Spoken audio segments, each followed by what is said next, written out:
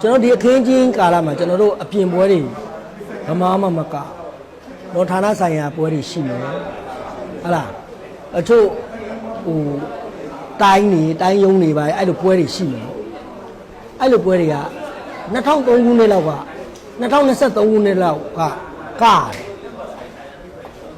အခု2024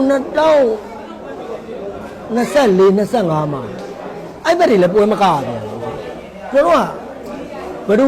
ကားရိုက်ခေါ်မလဲဘယ်သူပွဲငါမလဲစောင့်ရတဲ့အနေအထားဖြစ်နေဥပါဗျာဟိုကျွန်တော်ကလည်းပုံဝင်နေရိုးသားပဲပြောရမယ်တစ်ဖက်ကမငိုင်းတစ်ဖက်ကငါးသိတယ်လေသိတယ်မလားနှစ်ဖက်တည်းရှိတာအဲ့တော့ဟိုဘက်ကလည်းမငါဘူးဒီဘက်ကလည်းမငါဘူးဟိုဘက်မှလည်းမရဲအောင်ဒီဘက်မှလည်းမရဲအောင်ဆိုတော့အဲ့ဒါပေါ့ကြားတဲ့ငုတ်တုံမိတာဟုတ်အဲ့ဒါကျွန်တော်တို့ပွဲမကရတာကြတော့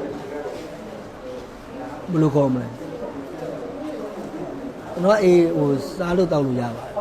တယ်ကျွန်တော်တို့နဲ့ဆက်နွယ်ပတ်သက်တဲ့ပုံကိုယ်တွေပေါ့တို့အစည်းအဝေးနေပြီလူရှင်တော်တွေပွဲတွေပါတိတ်မရကြတော့စိတ်မကောင်းတော့ဖြစ်မိတာအနုပညာသမားဆိုတာကတော့